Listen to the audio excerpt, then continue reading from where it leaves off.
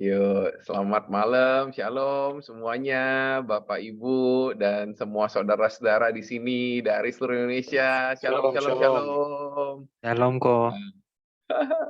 Ya, katanya kemarin Pastor Denny bilang semua tenang aja ya, santai ya, boleh siapin kopi, snack, tapi bayar masing-masing gitu ya. Anda senang, saya tegang. Haleluya gitu. Jujur ini perdana ya kita ngadain seri Art of Preaching dan saya dapat kehormatan untuk sharing sesi yang ketiga antara kehormatan atau dijebak sama Pak Agus ya. Tapi saya bersyukur sih kalau banyak hamba-hamba Tuhan GPKDI yang mau maju, korbannya mau semakin bagus, semakin memberkati, semakin maksimal ya. Yang percaya katakan amin ya. Nah, ini semua anugerah Tuhan kita bisa ketemu via teknologi. Jadi jangan lupa saudara bisa kasih chat nanti ya, saudara bisa ketik amin, yes, yes, yes, hahaha gitu ya. Saudara bisa kasih jempol, saudara juga bisa meresponi dengan buka kamera ya, saudara kasih jempol dan sebagainya juga boleh gitu. Nah, hari ini kita mau bahas bagian yang ketiga di Art of Preaching yang saya berikan judul itu relevant preaching ya, relevant preaching. Saudara bisa lihat semua slide-nya aman? Oke, aman ya. Nah, saudara, kalau seminggu 2 minggu terakhir ini, sorry, lebih tepat 1 bulan ini, kita udah melewati ada 2 pelajaran ya, saudara ya, dari Pastor Denny. Dan kita ada beberapa yang saya tuh mau rekap dulu sebetulnya. Karena banyak banget gitu ya, saudara ya. Waktu habis saya dengerin, saya juga, wow, ini kayaknya kelas S2 saya aja lewat loh, saudara. Emang dia itu doktor dalam bidang preaching ya, jadi S3 teologi, tapi secara khusus dia fokus di khotbah. Makanya nggak kaget ya saudara kalau sedalam itu gitu. Nah kalau saudara ikut kelasnya ya, anak-anak rohani saya yang ikut kelasnya, ada di sini salah satunya mau nyerah karena luar biasa ya, nggak gampang gitu. Tapi memang itu membuat kita upgrade. Nah, hari ini saya lebih sederhana ya, saudara ya. Saya mau ambil rekapnya dulu dari apa yang dia udah sampaikan, baru saya akan kasih beberapa mungkin tips sederhana untuk saudara bisa ikutin gitu. Karena saya baru S2, saya belum S3, saudara, tentu saya nggak akan memberikan konten seberat yang kemarin. Dan saya tentu menyarankan saudara, kalau saudara mau belajar lebih jauh, ikuti kelas-kelasnya Pastor Denny, saudara bisa ikutin Instagramnya, ntar dia buka batch baru, ikut gitu ya. Nggak mahal untuk kelas yang sepanjang itu kalau nggak salah cuma 400.000 gitu ya, itu 8 kali pertemuan, saudara ada praktisnya dan lain-lain. Nah tapi anyway kita balik ke relevant preaching hari ini. Nah saya mau tanya dulu, saudara masih ingat yang ini nggak? Yang masih ingat coba kasih jempol dulu. Ya ini yang dari pelajaran terakhir ya saudara ya, coba coba mana jempolnya, jempol yang udah ikut. Nah sambil saudara lihat saya akan tanya sama saudara, yang mana yang saudara baik itu sengaja ataupun nggak sengaja pakai dalam berkhotbah seringkali. Ya, saudara pakai yang mana? Nah, saya ulang ya untuk saudara ingat-ingat nih. Yang pertama itu yang sebelah kiri, ini namanya alegori moral. Ya, ini adalah ketika kita itu dari teks langsung aplikasi, baca ayat gitu ya. Karena kita ini buatan Allah, ciptakan dalam presisi sistem melakukan pekerjaan baik yang dipersiapkan sebelumnya kita Tuhan mau kita tinggal dalamnya. Karena itu semua kita harus melakukan yang baik. Ya, cari kerja yang bagus, kerja yang maksimal. Nggak tahu konteks ayatnya apa, langsung loncat ke aplikasi. Nah, kira-kira gitu. Nah, ini khotbah-khotbah motivasi, kata Pastor Denny ini yang satu paling sering orang pakai. Apalagi di kalangan Pentakosta, kita sering banget ya. Saudara bisa, ada 3 cara untuk bisa ikut Tuhan sungguh-sungguh. Ada 2 cara untuk mengampuni. Wah, semua pakai step-step. Jadi do and don't. Lakukan, jangan. Lakukan, jangan. Ya, 3 cara buat diberkati. Wah, 2 cara supaya jadi anak Tuhan. Wah, semua pakai langkah-langkah. Itu alegori moral. Nah, itu yang pertama nih, kalau saudara lakukan itu, nggak apa-apa lah ya, bertobat ya. Tapi kalau saudara emang sering ini, ya ini pembelajaran, reminder buat kita. Yang kedua tuh alegorisasi. Jadi langsung gitu ya, biasanya dari teks apa yang Kristus sampaikan. Tapi kadang-kadang jadi memaksakan gitu. Oh, saudara masih ingat kisah Yesus bicara tentang orang Samaria yang baik hati, ya? Si Pastor Denny cerita gitu kan bagaimana ada orang Samaria, itu tuh menggambarkan kisah penyelamatan dari Kristus, bahwa orang Samaria itu kita, ya, orang Samaria itu Yesus yang menolong si orang yang habis dirampok itu kita katanya, dan katanya yang merampok itu iblis. Waduh, itu alegori karena kisah itu tidak menceritakan hal tersebut, tapi kita langsung melihatnya dari gambaran metaforanya, wah langsung aja diterjemahkan ke karya penebusan Kristus. Maksudnya baik, tapi itu bukan amanat teksnya gitu ya, saudara. Nah, saudara ada yang terjebak di sini nggak? Gitu ya. Ini ngaku-ngakuan dosa nih hari ini. Ya, ada lagi nih. Ada moralisme. Ini masih mendingan dikit. Karena udah ada konteksnya. Jadi udah dipelajarin dulu. Oh, ada sedikit konteks sejarahnya. Udah tahu makna di baliknya. Lalu aplikasinya gimana? Tapi permasalahan di sini adalah waktu aplikasi tanpa karya penebusan Kristus. Artinya dengan kekuatan sendiri. Kamu bisa ya, hidup kudus buat Tuhan. Oh, nanti saya akan kasih contoh, tapi saya bocorin dulu ya saudara. Kitab Daniel itu, kalau saudara baca, itu misalnya cerita tentang Sadrak, Mesak, Abednego, tentunya sama Danielnya sendiri. Saudara masih ingat nggak ada kisah di mana 3 orang ini ditantang nyembah patung atau masuk perapian, digoreng gitu ya, di oven gitu saudara ya, jadi manusia panggang, kira-kira gitu. Nah, ditantang itu, terus mereka bilang, enggak, pokoknya Tuhan selamat atau enggak, kami akan setia sama Tuhan. Jadi aplikasinya apa, saudara-saudara? Wah, hiduplah setia dalam Tuhan, sekalipun saudara tantangan, godaan, terus tambahin lagi, sekalipun ada godaan buat ngelakuin yang salah, judi online, atau saudara ikut pinjam uang, saudara tetap setia. Sekalipun ada PSK yang mau menggoda saudara, tetap setia. Wah, kira-kira gitu ya. Jadi aplikasinya langsung terjemahan dari konteksnya tanpa melihat karya penebusan Kristus. Nah, nanti yang terakhir itu tentu yang Pastor Denny bilang namanya cara gampang. Coba semua katakan gampang. Gampang, waktu saya dengar nggak gampang. Makanya saya ulang lagi, saya nggak terlalu gali, terlalu banyak seperti beliau, tapi saya mau membahas pelan-pelan sedikit, tambahin sedikit tips tadi saya bilang ya, supaya gimana kita mencapai ini. Tapi ini ntar di belakang kita akan go through sama-sama, saya akan kasih contoh satu ayat yang saya juga udah doakan, semoga ini bisa membantu saudara semua untuk mempersiapkan khotbah dengan lebih baik lagi. Oke, nah sekarang kita masuk ke ya hal ini. Ini untuk menguatkan saudara. Yuk kita baca ayatnya, 1 Timotius 5 ayat 17 dikatakan gini. Penatua-penatua yang baik pimpinannya patut dihormati 2 kali lipat, terutama mereka yang dengan jerih payah berkhotbah dan mengajar. Waktu saya mempersiapkan bahan ini, Tuhan ingetin, berkhotbah, mengajar adalah sebuah jerih payah. Jangan payah ya saudara. Mungkin saudara udah lama ya, Bapak Ibu ini udah khotbah bertahun-tahun. Kadang kita tuh kepingin orang dengar, alami perubahan gitu kan. Orang dengar, bilang terima kasih khotbah Bapak, khotbah Ibu bagus banget, mengubahkan saya gitu. Tapi bener nggak ya berubah? Kadang-kadang cuma ngomong doang gitu kan, saudara ya. Nah, saya dapat quote dari Dr. Martin Lloyd Jones. Dia bilang, "To me, the work of preaching is the highest and the greatest and the most glorious calling to which anyone can ever be called." Bahasa Indonesia ya, saudara ya. Panggilan berkhotbah adalah panggilan tertinggi, terhebat, paling mulia dari semua panggilan di mana semua orang dipanggil. Jadi sekali lagi kalau 2 minggu dan sebulan ke belakang itu sebuah tantangan baru buat kita para pengkhotbah.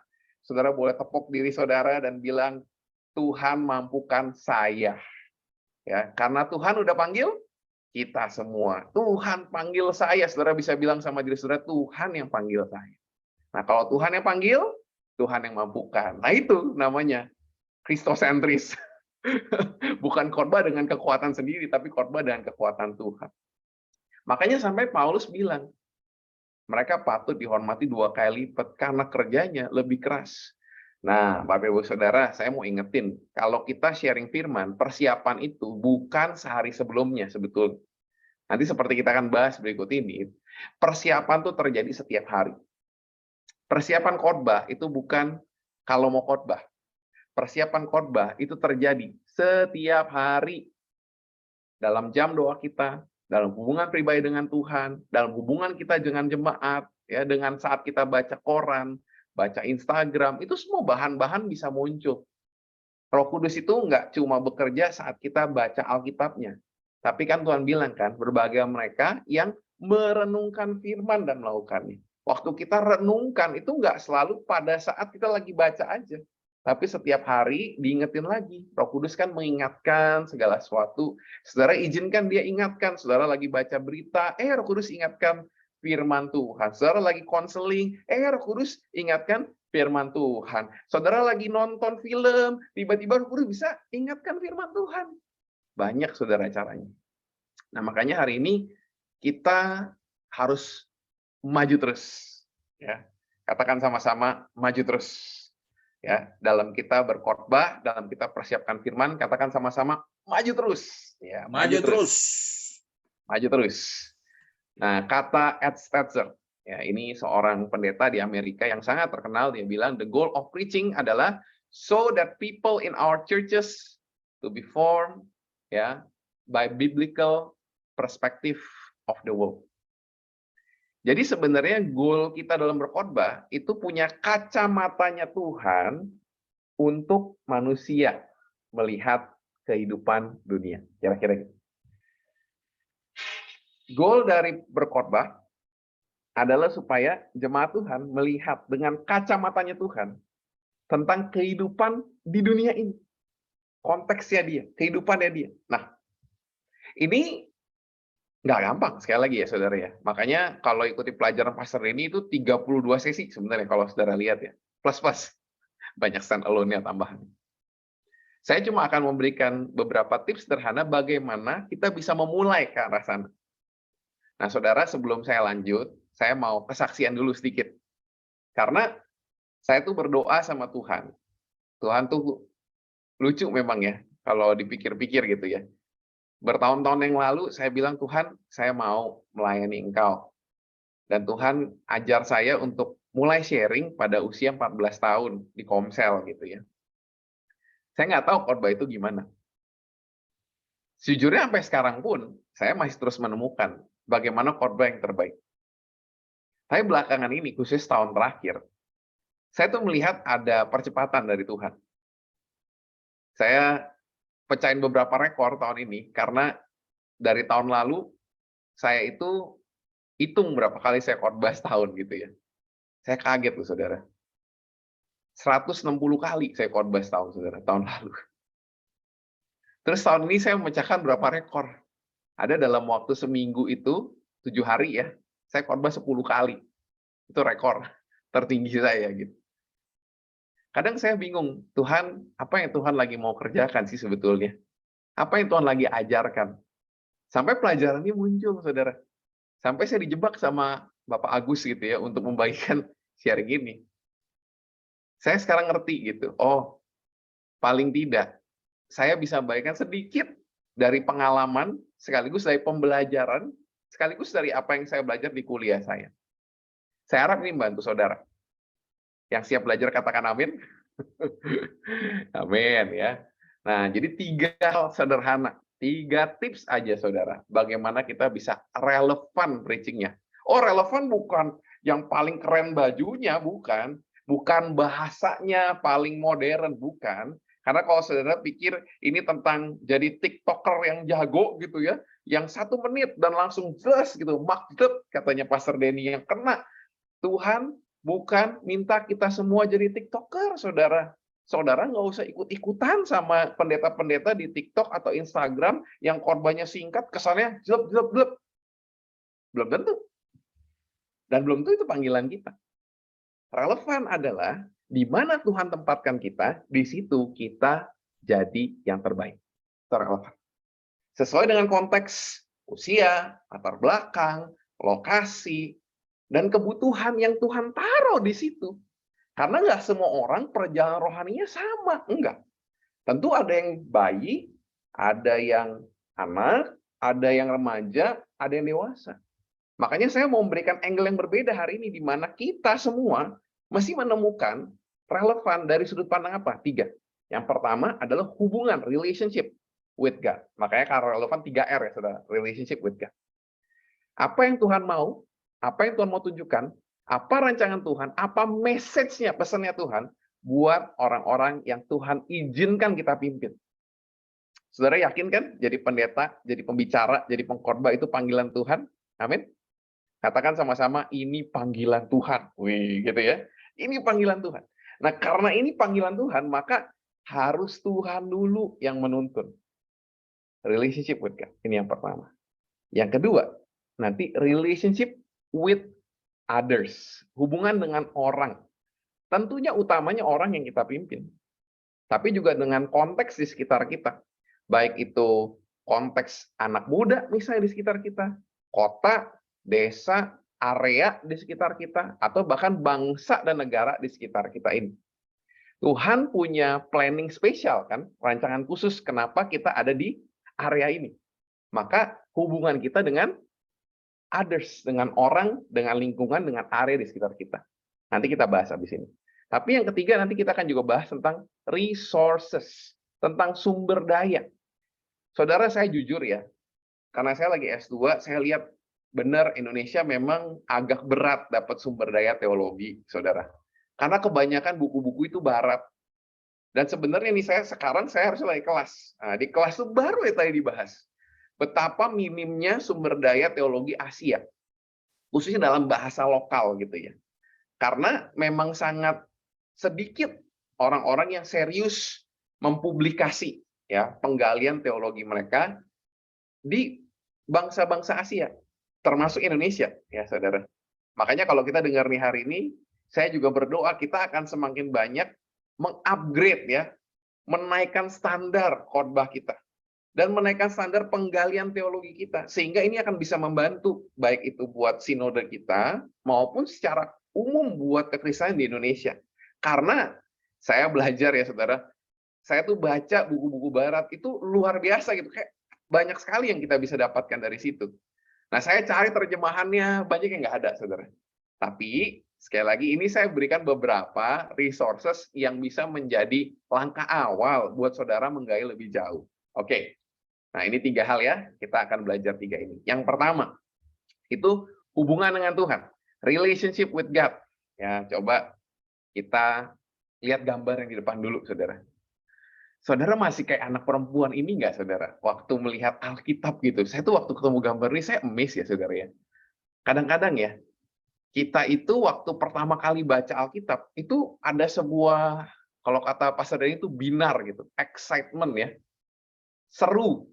Waktu kita pertama kali dengar khotbah yang KKR, di mana kita diselamatkan, misalnya. Atau waktu kita pertama kali dikasih jadwal khotbah. Saudara masih ingat deg-degannya? Oh, saat siap-siap khotbah, saudara. Saudara mungkin gemeteran gitu ya. Saudara mungkin di rumah udah nangis cari Tuhan gitu. Tuhan, tolong gitu ya. Atau mungkin kita tuh lagi baca Alkitab sampai berjam-jam. Tuhan mau ngomong apa ini Tuhan? Apa yang Tuhan mau sampaikan? Ya, kalau sekarang mungkin kadang-kadang kita, ya udah deh. Yang saya udah khotbahin setahun lalu, barangkali gitu ya saudara ya. Buka-buka catatan udah khotbahin lagi, beres gitu ya. Atau saudara cuma ingat-ingat, kayaknya ayat ini maksudnya ini, udah langsung aja saya khotbahin.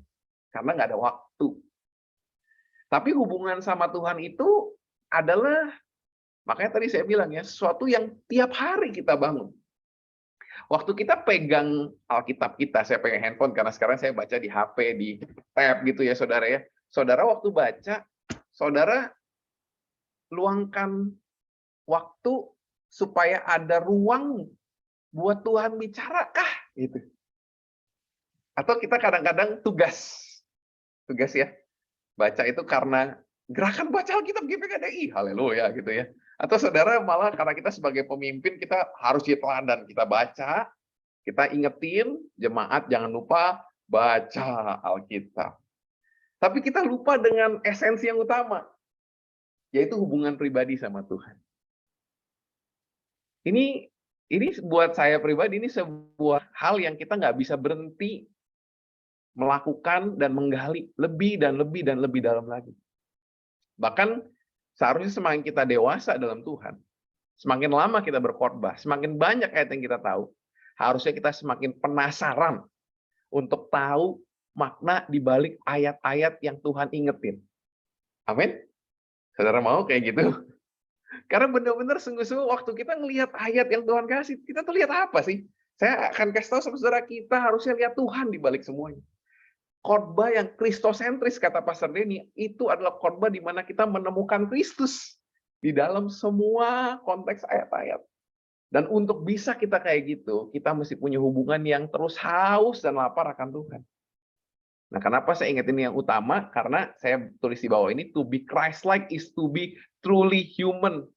Saudara masih ingat Pastor Denny ngomong panjang soal bagaimana dunia ini tuh menjadikan Kristen kayak industri. Atau kita mau jadi seperti Allah, ya kan? Dosa pertamanya Adam dan Hawa apa? Jadi seperti Allah. Padahal Tuhan bilang, kamu adalah gambar dan rupa Allah.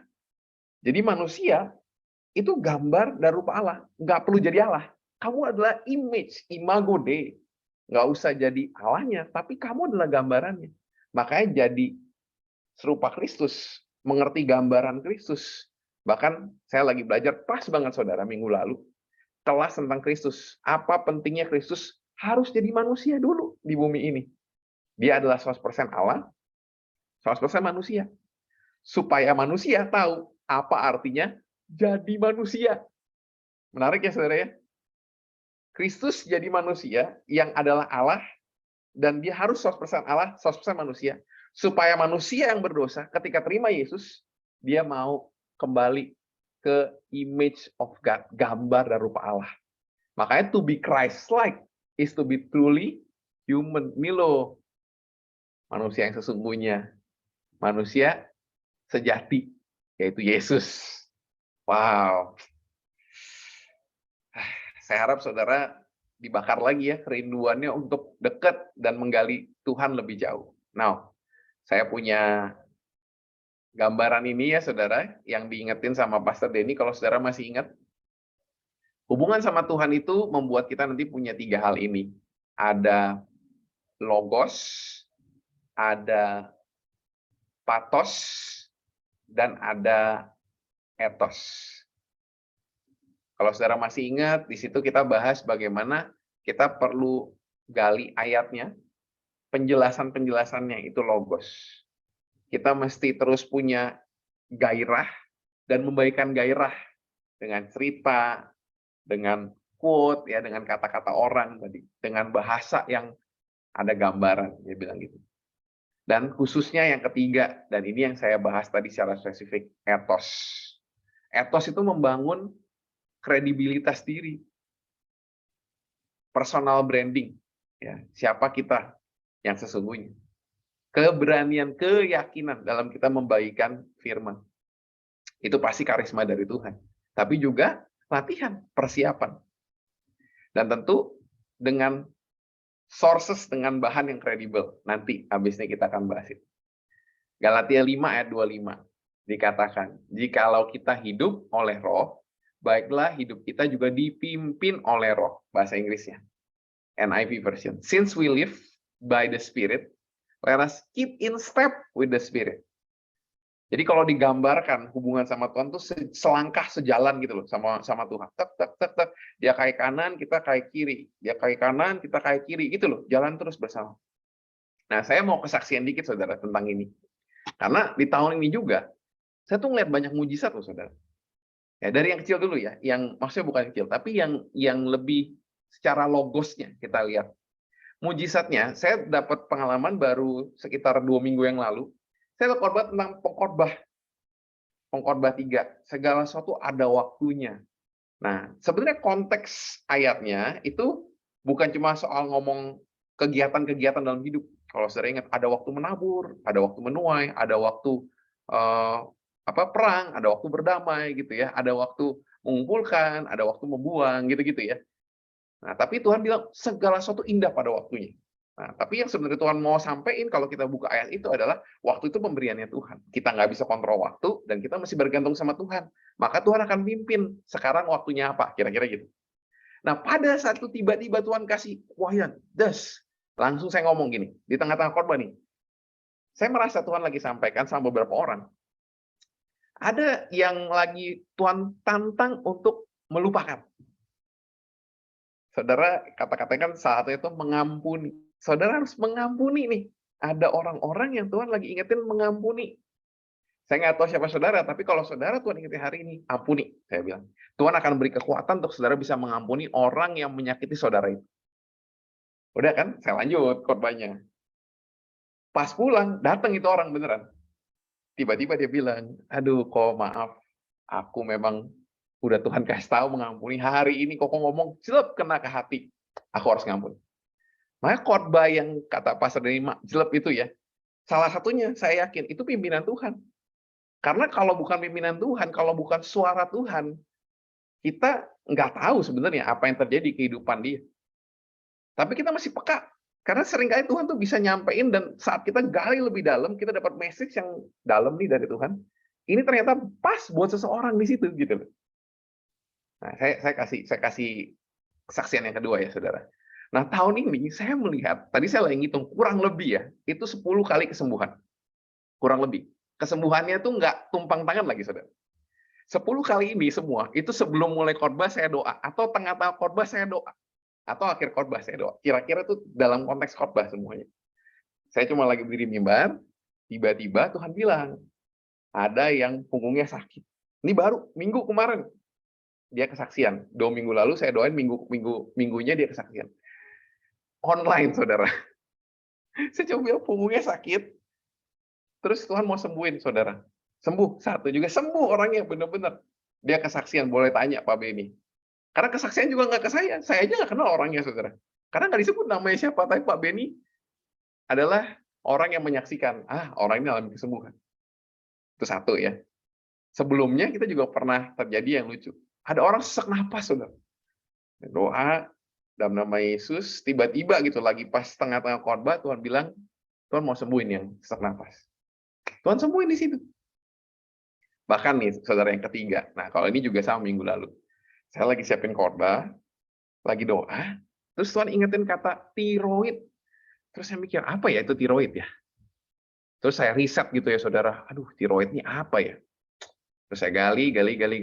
Udah kan, selesai. Khotbah, doa, pulang. Ada orang yang ternyata kucut-kucut. Boleh doain saya nggak? Oke, doain. Kenapa? Saya sakit tiroid. Ya ampun Tuhan, gitu kan. Dan itu adalah orang terakhir. Jadi kalau main bola ini udah injury time, saudara. Udah selesai ibadah, udah pulang, di depan ruang ibadahnya, ada orang terakhir, injury time. Minta doain. Nah, kalau kita punya hubungan sama Tuhan, kita akan dapat di mana nih Tuhan mau bicara. Ini terus terang ya, saudara. Waktu nyiapin nih, saya juga paragraf bilang gini sih. Bagaimanapun juga ya, Pastor Denny itu adalah orang Injili. Jadi dia nggak akan bahas yang begini-begini, saudara. Karena kita gereja Pantekosta, jadi kita percaya kan. Kita percaya karunia Tuhan tuh masih bekerja sekarang, gitu. Nah, itu kenapa saya mesti bagiin ini, yang Tuhan juga tantang, ayo bagiin ini. Dalam hubungan sama Tuhan, kita akan ketemu hal-hal yang Tuhan tuh mau langsung kena. Nah, saya harap saudara jadi excited lagi ya, untuk cari lagi apa yang Tuhan mau lakukan dalam komunitas, dalam komsel, komit, dalam ibadah, dalam gereja lokal saudara. Yang setuju katakan amin, sama-sama. Wow, udah panas saudara? Itu yang pertama. Oke, kita lanjut ya. Yang kedua. Ya, tanya ini dulu sebelum yang kedua. Bagaimana hubungan pribadi kita dengan Tuhan? Saya kasih saudara waktu, renungkan dulu sebentar ya. Yuk, para pengkhotbah, para pembicara, para pemimpin. Kita masih nangis nggak saat kita menyembah Tuhan? Atau kita bilang, worship-nya nggak ngangkat. Worship leader-nya kurang seru. Lagunya nggak enak. Waktu kita menyembah Tuhan, ambil gitar, nyalain lagu secara pribadi, kita ngerasain hadirat Tuhan nggak sih masih? Masih nggak kita tuh haus tadi kan? Waktu kita khotbah, kita dengar nggak suara Roh Kudus yang ngingetin kita sesuatu untuk seseorang? Kayak tadi ketika saya khotbah, tiba-tiba Tuhan ingetin pengkhotbah 3 buat Samuel. Ini tuh nilai tambah yang powerful. Karena sebagai orang-orang Pantai Kosta karismatik, kita percaya dengan karunia Roh Kudus. Dan karunia Roh Kudus itu untuk, ya kan, karunia itu diberikan untuk kita melayani. Untuk menyentuh orang-orang yang Tuhan percayakan. Makanya kita perlu peka nih sama Tuhan. Masih nggak kita peka? Bagaimana hubungan pribadi kita dengan Tuhan? Kalau agak lesu, bangun ya saudara ya. Bangun, bangun gitu. Bangun, bangun. Oke, yang kedua sekarang. Relationship with people. Ya, with others sebetulnya tadi. Hubungan dengan orang, dengan yang lain, dengan di sekitar kita. Ini komit saya, komsel saya ya saudara ya. Isinya pasangan muda. Kalau kita komsel, anaknya lebih berisik dibanding orang tuanya. Seru ya. Nah, Kisah Para Rasul 20 ayat 27 bilang gini, sebab aku tidak lalai memberitakan seluruh maksud Allah kepadamu. Jadi ini tuh berita yang bahagia, sukacita, firman Tuhan. Seluruhnya Tuhan mau kita bagikan kepada orang yang Tuhan percayakan, kepadamu.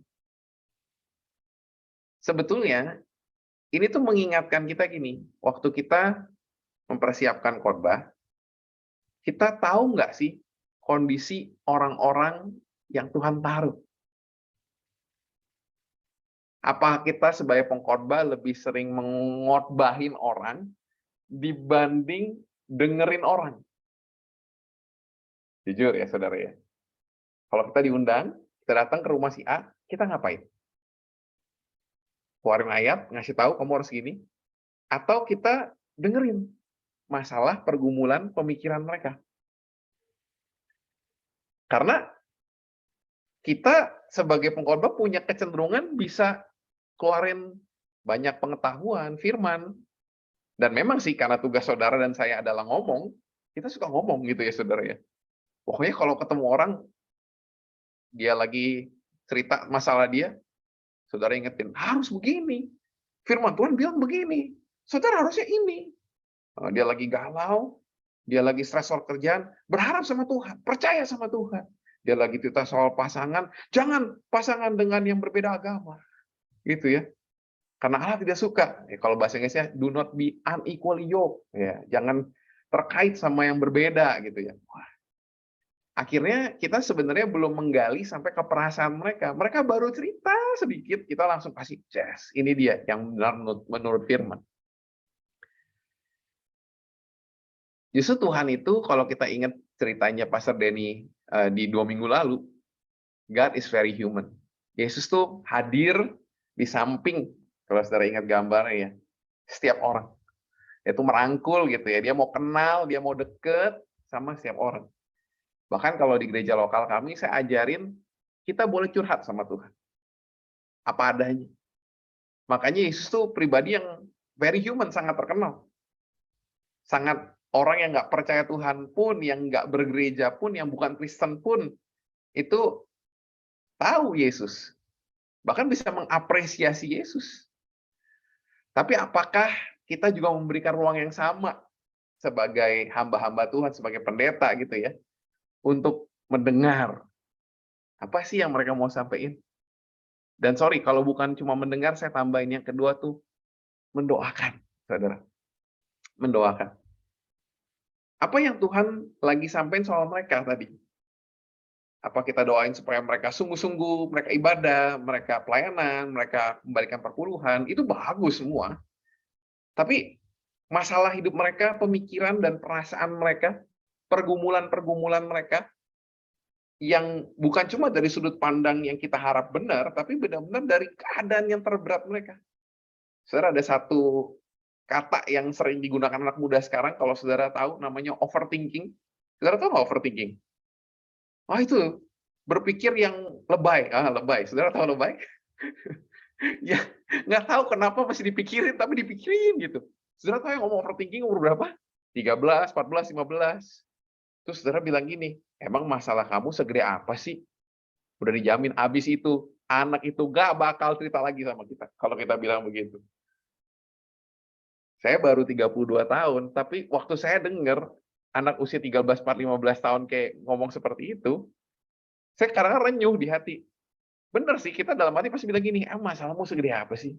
Tapi kita harus tahan mulut, gitu ya. Ya terus, "Oh gitu, oh jadi kamu merasa overthinking? Kenapa? Guru di sekolah? Oh, orang tua nggak bisa dengerin kamu? Oh." Tapi saudara tahu nggak itu semua buat apa Tuhan kasih? Itu adalah bahan khotbah kita. Itu adalah sumber kita bisa membaikkan kasih Tuhan, gitu. Karena kita tahu keadaan jemaat-jemaat yang Tuhan percayakan. Bukan pada saat kita kasih tahu kebenaran aja, tapi pada saat mereka menceritakan pergumulan gitu loh. Karena ingat, relevan itu hubungan dari Tuhan sama hubungan sesama. Bagaimana message firman Tuhan nyampe ke konteks kehidupan mereka. Kalau kita cuma punya hubungan sama Tuhan, kita nggak tahu kehidupan mereka, maka kita akan ngotbahin, kita akan ngasih tahu. Tapi orang belum tuh bisa ngerti, belum tuh bisa terima. Karena kita nggak pakai bahasa mereka, kita nggak tahu perasaan mereka, kita nggak tahu konteks kehidupan mereka. Nah, makanya saya harus menantang saudara untuk cek yang ini. Nah, Bapak Ibu semua, dalam seminggu terakhir, berapa jam atau berapa menit yang kita luangkan untuk mendengar dan mengerti keadaan jemaat kita? Ayo, saudara. Mungkin kita dengarnya gini, "Pak, tolong doain saya ya." Itu bagus sih, itu bahkan pembukaan yang saya selalu pakai. Mau doain apa? Tapi biasanya habis selesai saya tanya, "Emang kenapa?" "Pak, tolong doain supaya saya dapat kerja." Masalahnya apa sebenarnya? Ya, kita doain. Dalam nama Yesus dapat kerja. Tapi masalahnya apa? Apakah masalah keuangan? Bisa. Apakah masalah gambar diri? Bisa juga. Jangan-jangan nih orang tuh minder. Setiap kali di interview takut, tuk, tuk, tuk, tuk, tuk, tuk, tuk. Akhirnya interview gagal selalu. Wah, ada saudara yang kayak gini. Apakah dia nggak tahu cara bikin resume? Hal yang gampang. Tapi dia nggak tahu cara bikin resume yang bagus. Kenalin ke orang gitu kan. Atau ini masalah talenta-talenta yang perlu dikembangkan. Kemampuan-kemampuan yang tersembunyi. Jadi dia nggak tahu kemampuan dia apa. Nah, ini kan khotbahnya beda, tapi saudara bisa dapat kan, oh saya bisa khotbah tentang kepercayaan diri, saya bisa khotbah tentang mengembangkan talenta, saya bisa khotbah tentang keuangan dari satu masalah ini. Karena saudara menggali lebih dalam. Oh, jangan-jangan saudara kalau kita gali lebih jauh lagi, ini nggak cuma dia yang ngalamin. Ini pengalaman orang-orang di sekitar dia juga. Ya. Waktu kita punya hubungan, kita jadi ngerti, oh ini loh tantangan-tantangannya. Karena belum tentu yang kita alamin sama seperti mereka. Saya tuh bersyukur ya saudara, Pak John, Bu Susi itu memberikan teladan keluarga yang bagus banget. Jadi saya tuh kalau ngomongin soal keluarga, saya selalu bersyukur gitu. Karena dari kacamata, saya punya orang tua yang baik, yang mengajarkan cara mendidik anak yang baik, hubungan suami istri yang baik. Pokoknya kalau kata teman-teman kuliah saya juga itu terlalu dekat sama surga dan gak realistis gitu ya. Karena memang mereka luar biasa. Makanya justru saya akhirnya harus belajar, saya nyemplung kehidupan anak-anak rohani saya, yang punya masalah sama orang tuanya, yang ribut sama bapaknya, yang istilahnya mau bunuh-bunuhan gitu, yang bapaknya nggak peduli, macam-macam saudara masalahnya. Jadi kalau mau lihat kata hati bapak, saudara mesti lihat orang-orang yang hubungan sama bapaknya itu rusak. Yang saya tuh ada satu anak rohani, kalau ngomong itu selalu via perantara mama. Jadi ini anak, kalau mau ngomong ke papa, itu via mama. Nah, papa mau ngomong ke anak, itu via mama. Jadi ini lucu ya, tinggal serumah, tapi ngobrolnya itu nggak pernah. Selalu via mama. Anak sama bapak itu sendiri. Nah, kalau saudara nggak pernah menyelami itu, kan nggak tahu ya, masalahnya apa. Gitu loh. Kadang dia mungkin cuma, tolong doain ya papa saya, supaya percaya Tuhan, misalnya gitu ya. Tapi ada masalah lebih dalam di dalam kehidupan dia nih. dia akan menjadi anak wanita yang cari kasih sayang, cari orang yang dengerin dia, cari penerimaan. Padahal ini bahan khotbah bagus banget. Yesus menerima kamu apa adanya. Yesus adalah Bapa kamu, gitu kan saudara kalau kita bisa korban itu. Yesus mau mendengarkan kamu, bahkan dia mau respon kamu. Wah, karena kita tahu kondisi sesungguhnya dari orang yang Tuhan kasih untuk kita pimpin ini, gitu. Nah, ini makanya perlu kita cek berapa sering, berapa banyak waktu yang kita gunakan untuk mendengar dan mengerti keadaan jemaat kita. Ya, satu sih kita persiapan khotbah, satu sih kita persiapan setiap hari lewat hubungan sama mereka. Nah, ya saudara, saya tambahin dulu sebelum maju ya, tentang doa yang kedua. Saya tuh sama nih saudara, tahun ini ditantang sama Tuhan. Ayo doain khususnya orang-orang inti, orang-orang terdekat saya. Ya, oleh anugerah Tuhan, saya tuh udah mulai bisa melihat ada pemimpin-pemimpin yang dibangun gitu ya. Jadi saya bisa minta mereka yang follow up ke bawah. Jadi saya udah nggak tahu sebenarnya masalah sampai dalam seperti tadi, istilahnya di level di bawah mereka. Karena saya nggak terlalu banyak hubungan. Tapi saya berusaha menjaga di level yang utama ini yang atas gitu ya. Kira-kira ada 10 orang lah gitu ya di atas, di mana saya bangun hubungan sama mereka. Jadi saya tahu nih masalah-masalah mereka. Nah, saya kan nggak tahu yang di bawah, saya tanya sama mereka. Kira-kira masalah anak-anak kamu apa ya? Masalah di komit kamu, di komsel kamu apa ya? Orang-orangnya ngalamin apa ya? Nah, dari situ saya doain itu gitu. Jadi saya bisa doain spesifik, si ini begini, si ini begini, si ini begini, si ini begini. Itu membuat kita semakin peka sama Tuhan buat masalah-masalah itu. Nah, karena saya mimpin youth, tapi kan saya khotbah di umum nih. Nah, maka kalau saya ngobrol sama pemimpin atau full time yang di umum, saya juga pengen tahu masalah mereka apa. Dan setelah itu kita kumpulin gitu kan. Ini dia bahan khotbah. Gitu saudara. Tapi nggak harus kita yang mimpin. Ingat yang mimpin adalah Tuhan. Cuma perlu hatinya Tuhan. Dengar, dapat, siapin. Nah, ini bahan khotbah. Nah, yang ketiga, yang paling seru dan paling enak buat saudara lakukan. Namanya resources. Ya, ini namanya sumber daya. Ini yang ketiga ya. Jadi relevant preaching yang ketiga, tipsnya adalah miliki resources atau sumber daya. Amsal 11 ayat 14 berkata, jikalau tidak ada pimpinan, jatuhlah bangsa. Tapi jikalau penasehat banyak, keselamatan ada. Ya, katanya in many counselors, there is safety. Bahasa Inggrisnya gitu.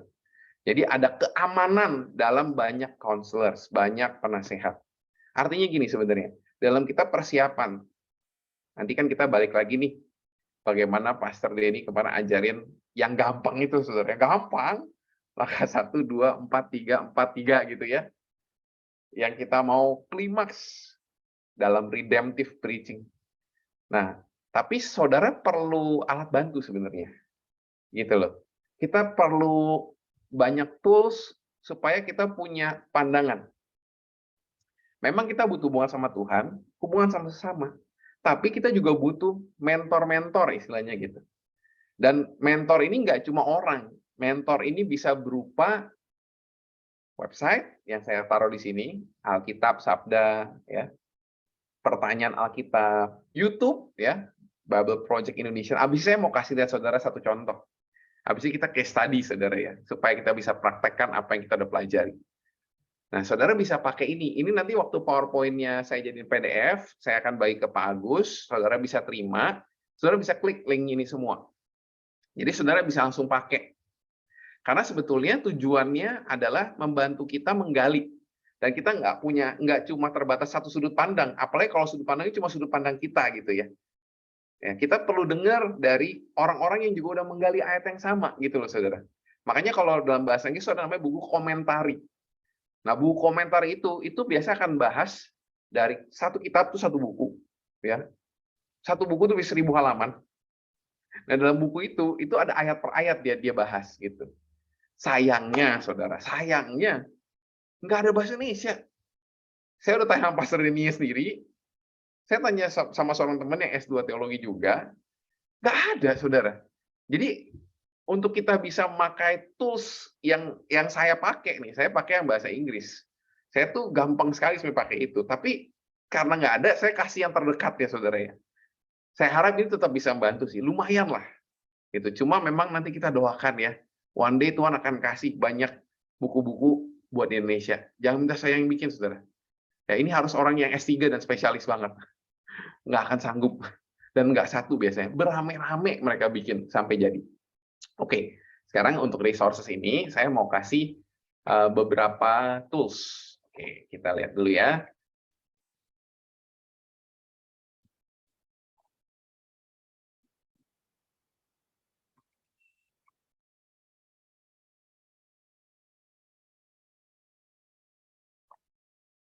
Nah, coba bentar, saya nyalain suaranya dulu. Ini saudara adalah yang paling enak. Namanya The Bible Project. Nah, saya coba play dulu, kalau saudara nggak kedengeran nanti bilang ya, langsung dada-dadain saya kalau nggak kedengeran. Kita coba dulu. Kitab Daniel. Kisahnya terjadi setelah serangan pertama Babel ke Yerusalem dan mereka menjarah kota dan bait suci dan membawa sekelompok umat Israel ke pengasingan. Di antara mereka ada 4 orang yang berasal dari keluarga Daud, yaitu Daniel yang nantinya disebut Beltsasar dan 3 orang temannya yang lebih kita kenal dengan nama Babelnya yakni Sadrak, Mesak, dan Abednego. Kitab ini berkisah tentang perjuangan mereka untuk memelihara pengharapan di wilayah musuh mereka. Rancangan kitab ini sekilas tampak sederhana. Pasal 1-6 berisi kisah tentang Daniel dan teman-temannya di Babel, sedangkan pasal 7-12 berisi penglihatan Daniel tentang masa depan. Namun kedua bagian ini menjadi lebih menarik karena fitur rancangan lainnya, yaitu bahasa yang dipakai dalam kitab ini. Awalnya kitab ini menggunakan bahasa Ibrani yaitu bahasa kaum Israel, tapi pasal 2-7 ditulis dalam bahasa Aram, bahasa sepupu dari bahasa Ibrani yang dipakai secara luas di antara kerajaan-kerajaan kuno. Tapi kemudian di pasal 8-12, kitab ini kembali menggunakan bahasa Ibrani. Rancangan ini menunjukkan bahwa pasal 2-7 merupakan bagian yang berkesinambungan, yang juga menunjukkan pentingnya pasal 2 dan 7 untuk kita memahami pasal-pasal selanjutnya dalam kitab ini. Mari kita masuk lebih dalam. Pasal 1 memperkenalkan fokus utama dari paruh pertama kitab ini, yaitu Daniel dan teman-temannya. Mereka sangat bijaksana dan cakap, dan mereka diangkat menjadi pegawai di istana kerajaan Babel. Tapi mereka ditekan untuk menanggalkan identitas keyahudian mereka dengan cara hidup dan makan seperti orang Babel, dan melanggar aturan makan orang Ibrani yang ada di kitab Taurat. Jadi mereka menolak dan lebih memilih untuk setia kepada Taurat, dan itu membuat mereka ada dalam bahaya. Namun Allah menyelamatkan mereka, dan akhirnya mereka justru ditinggikan oleh Raja Babel. Setelah ini, mulailah bagian berbahasa Aram yang memiliki rancangan simetris yang keren. Jadi pertama-tama Raja... Oke, nah saya potong dulu sedikit. Kita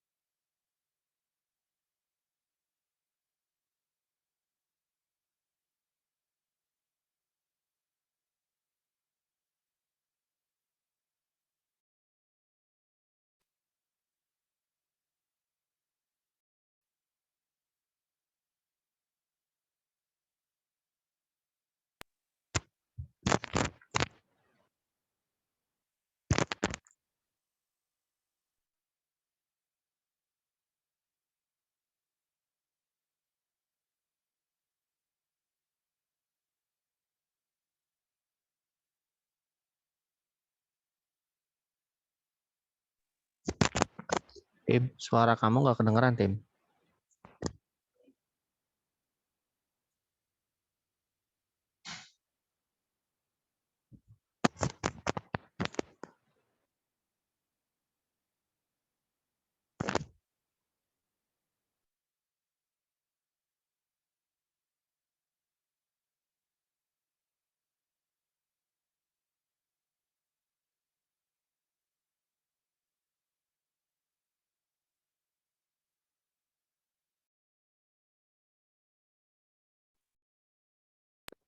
Ini suaranya hilang. Oke. Ini kedengeran sekarang? Ya, sudah baik. Ya. Ya, jadi kadang kita tuh baca kitab Daniel tuh kita ngelihat kan, oh harus hidup kudus, harus hidup benar gitu ya. Jangan ikut-ikutan arus dunia. Oh, itu pesan-pesan yang kita baca. Padahal sebenarnya kitab Daniel itu luas banget. Nah, jadi kalau saudara ntar ikut di akhir tuh jelasin gini. Kitab Daniel itu bicara tentang kedaulatan Tuhan, gitu. Jadi Tuhan tuh berkuasa di tengah-tengah keadaan di mana Israel itu nggak taat sama Tuhan. Makanya pembuangan di Babel, gitu kan. Dan Tuhan masih punya rancangan, makanya dikasih namanya tipologi, kalau saudara ingat pelajaran Pastor Daniel, di mana ini loh keselamatan. Waktu Sadrak Mesak Abednego masuk, tiba-tiba dilempar ke perapian, ada orang keempat yang katanya ini adalah anak dewa kalau bahasa Indonesia. Bahasa Inggris, anak Allah. Dan terjemahan sesungguhnya ini menceritakan soal Yesus.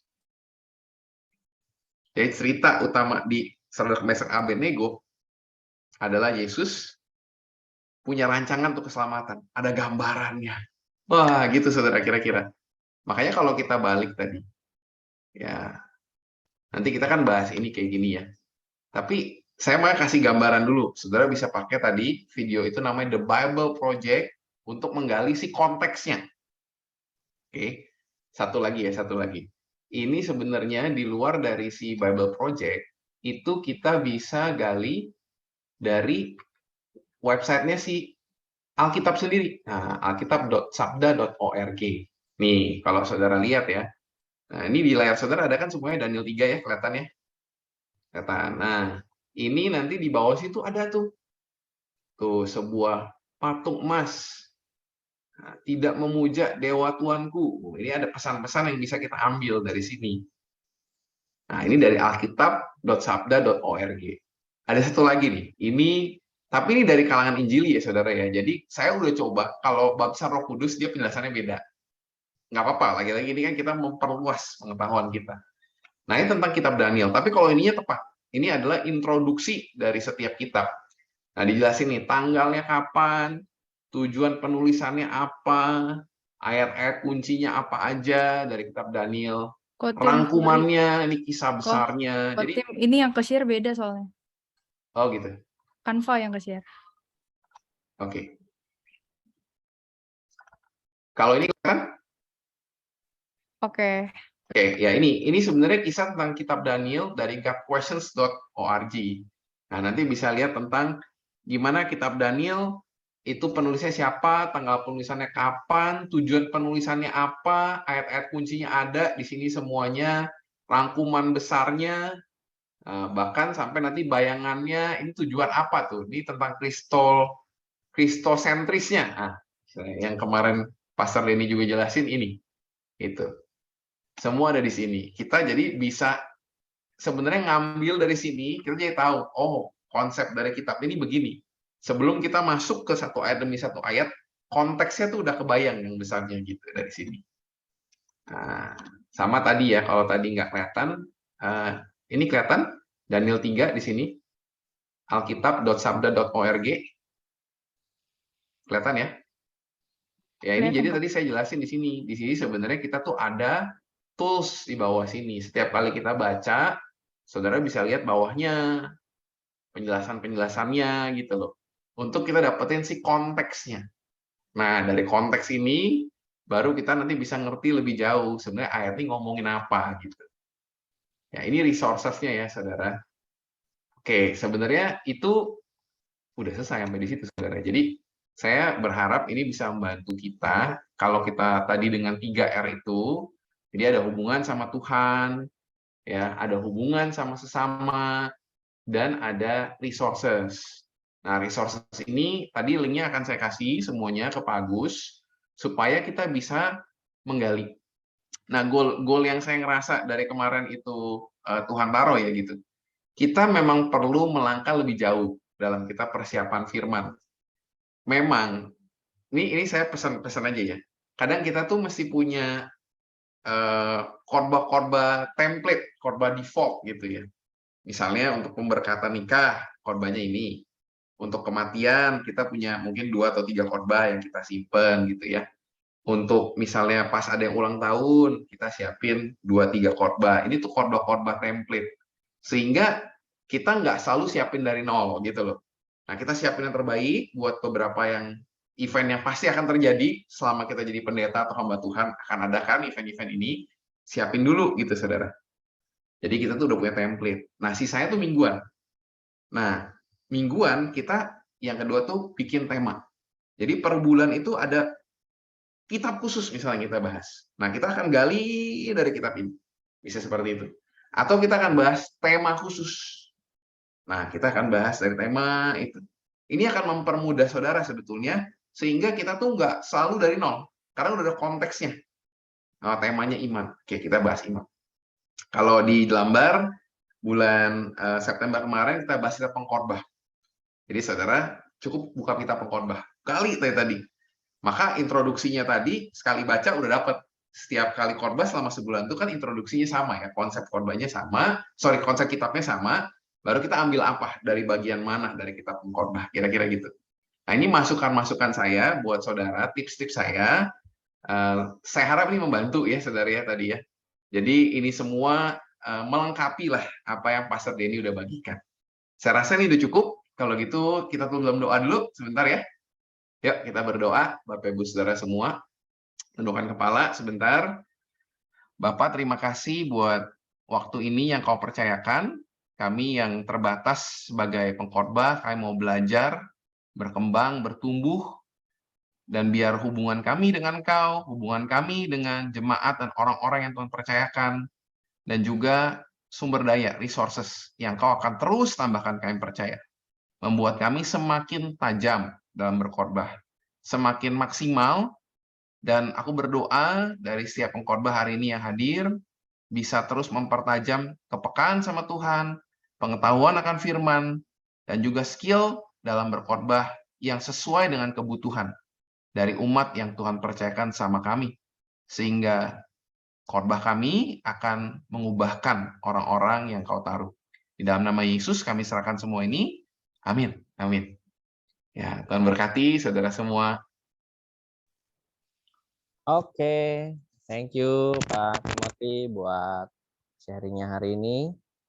Ya, Bapak Ibu semua, sebelum kita selesai, sebelumnya ada yang mau bertanya boleh 1 atau 2 orang. Ya, jangan live dulu ya Bapak Ibu, kita mau foto dulu ya. Jadi habis pertanyaan ini kita mau foto. Oke, ada yang mau bertanya? Silakan.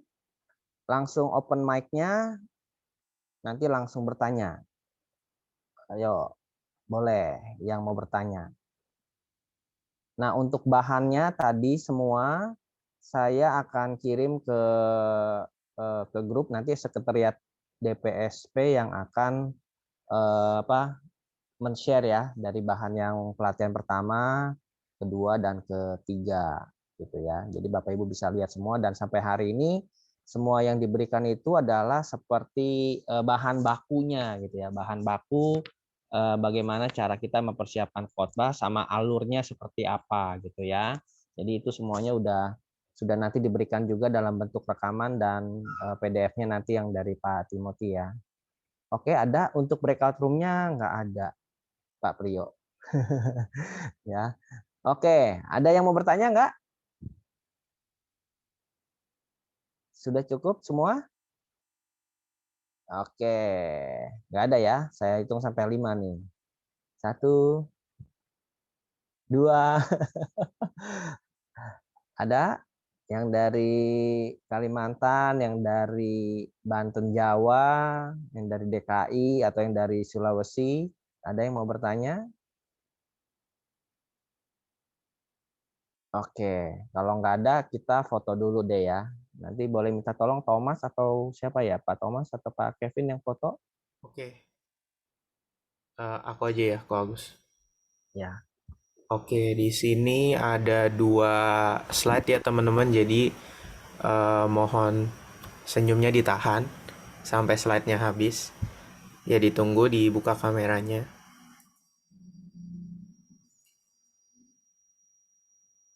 Oke, Ya, yuk, Bapak Ibu boleh dibuka. Oke. ini masih banyak yang buka ya. Oke, saya foto ya, Bapak Ibu, teman-teman semua silakan memberikan senyum atau gaya yang terbaik. Oke, slide pertama. Bentar, 1, 2, 3. Oke, sebentar ya.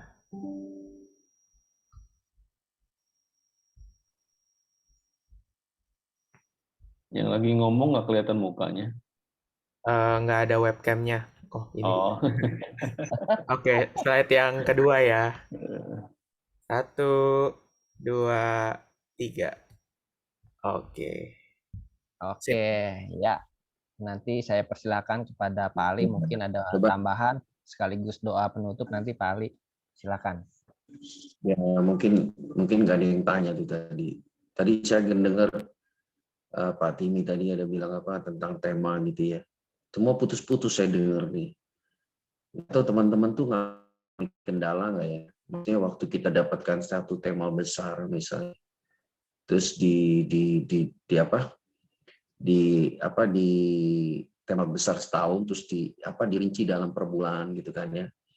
Nah, itu teman-teman ngalami kendala nggak gitu? Apa semuanya udah oke gitu ya? Saya sendiri kadang-kadang ngalami kendala juga masuk ke subtemanya itu, kadang-kadang pasnya di mana gitu ya.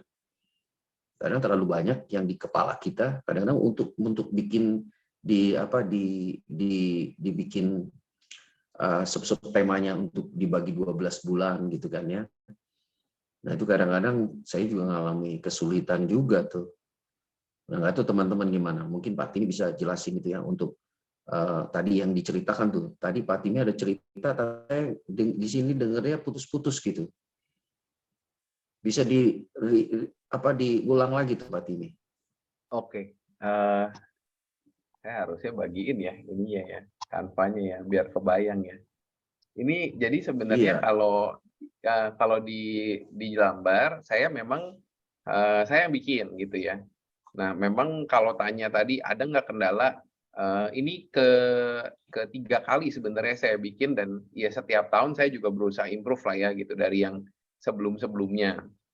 Nah, tadi sebenarnya apa yang saya bagikan itu ya memang ujungnya ya ke sini gitu, dari hubungan sama Tuhan, sama hubungan ke jemaat. Nah, baru kita gali kan. Nah, contohnya karena tahun ini tema kita itu dalam 3 area besar, connect, character, completion gitu. Ini dari doa tahun lalu ya.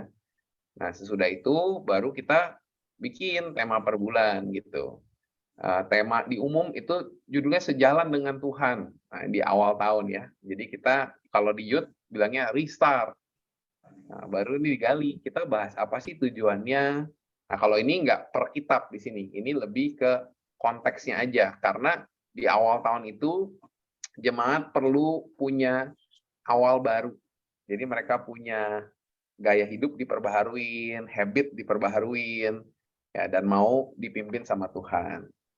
Nah, terus Tuhan ingetin kan, bahas tentang visi di awal tahun, visi gereja, visi pribadi.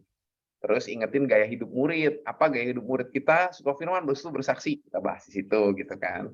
Nah, baru kita siap bagaimana menjadi murid. Nah, udah, ini jadi tema kita seperti itu kita bahas di bulan ini.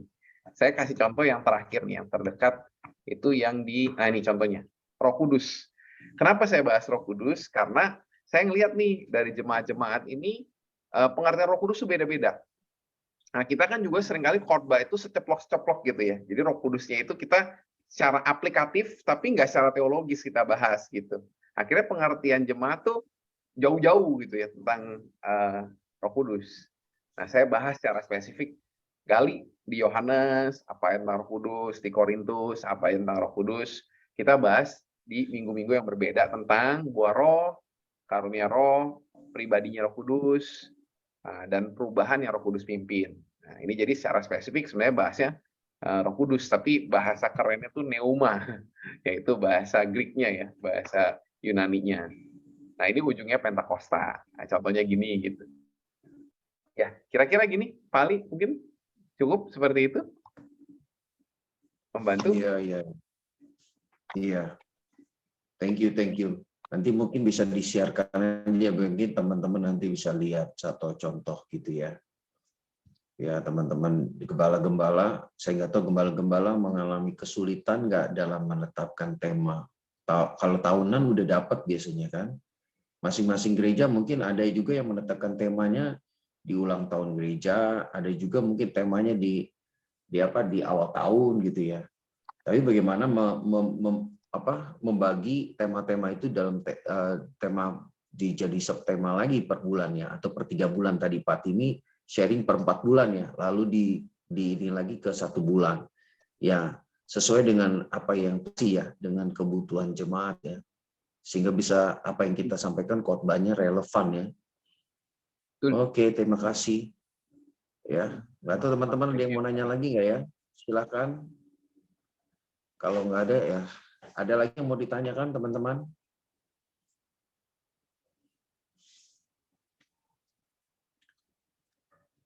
Ya, kalau tidak ada, kita tutup dalam doa ya. Terima kasih buat Pak Timi yang sudah sharingkan ini kepada kita semua, dan terima kasih buat semua yang sudah hadir dan bisa ikut barengan di ini Zoominar ini. Ya, saya kira ini sesuatu yang memberkati kita semua. Kita beri tepuk tangan dong buat kita semua, buat Pak Timi. Tepuk tangan ya semua. Kasih aplaus. Ya, oke. Ya, kita akan berdoa ya. Bapak, terima kasih buat malam hari ini. Kami sudah menyelesaikan Zoom in dalam 3 sesi. Kami tahu tidak berhenti sampai di sini, bahwa kami sebagai gembala sidang, sebagai pelayan Tuhan, sebagai pengkhotbah, karena ini adalah suatu panggilan yang Tuhan beri kepada kami, sehingga kami bisa berkhotbah dan mengajar dengan baik dan benar. Tuhan tolong semuanya ini, kami perlu terus Tuhan menolong kami supaya kami terus bergairah, bersemangat, dan tidak pernah berhenti belajar, supaya kami bisa terus belajar menggali lewat hubungan kami dengan Tuhan. Kami tahu pesan Tuhan apa yang Tuhan ingin sampaikan, dan Tuhan menaruh juga dengan apa yang menjadi kebutuhan jemaat, jiwa-jiwa yang Tuhan izinkan untuk kami layani, sehingga kami tahu kebutuhan mereka, dan kami juga butuh tuntunan Tuhan di dalam semuanya, sehingga kami bisa menyampaikan pesan firman Tuhan dengan terbaik. Kami punya sumber-sumber yang baik dan benar, yaitu firman-Mu, dengan berbagai macam tools yang akan melengkapi kami dan memberikan wawasan pada kami, sehingga kami dapat mengajar dengan semua hal-hal yang bisa memperlengkapi kami, sehingga jemaat yang mendengar, mereka bisa menangkap setiap pesan firman Tuhan yang kami ajarkan dengan sepenuh hati kami, dengan urapan kuasa-Mu, sehingga pesan-pesan firman Tuhan yang disampaikan dalam khotbah, baik itu di dalam komsel, baik itu di dalam khotbah mingguan, ucapan syukur dan sebagainya, khotbah-khotbah itu adalah khotbah yang penuh dengan kuasa, seperti Yesus 2000 tahun yang lalu, 2022 tahun yang lalu, Yesus mengajar dengan penuh kuasa Tuhan, sehingga orang-orang menjadi takjub dengan pengajaran Yesus, menyentuh hati mereka, sehingga mengubah pola pikir mereka, cara pandang mereka, Tuhan, hati mereka juga berubah, sehingga banyak orang yang berbalik dari jalan yang salah kembali kepada Tuhan. Tuhan, terima kasih Tuhan, buat momen hari ini kami bisa belajar bersama-sama, dan berkati Pak Timi yang sudah membagikan sharing tentang khotbah yang relevan. Terima kasih buat kesediaan dia, berkati dan pakai dia lebih hari lagi untuk menjadi berkat buat generasi, menjadi berkat bagi keluarga dan bagi pekerjaan Tuhan dimanapun dia percayakan, Tuhan percayakan kepada dia. Terima kasih Tuhan buat Pak Agus juga, bagian diklat juga yang sudah mengkoordinir semuanya ini. Terpujilah nama-Mu, berkati setiap kami semua, hamba-hamba Tuhan atau para pekerja aktivis yang juga sudah hadir, bisa belajar bersama-sama pada malam ini. Turunkan berkat-Mu bagi kami semuanya. Tuhan memberkati kita, Tuhan melindungi kita, Tuhan menyinari kita dengan wajah-Nya dan memberikan kita kasih karunia. Tuhan menghadapkan wajah kepada kita dan memberikan damai sejahtera. Berkat dari Bapa, Putra, dan Roh Kudus turun berlimpah atas hidup kita, menyertai kita mulai hari ini sampai Maranatha Tuhan datang kembali, sehingga hidup kita tanpa cacat celah. Dan nanti kedatangan Tuhan kedua kali. Di dalam nama Tuhan Yesus kita percaya berkata, amin.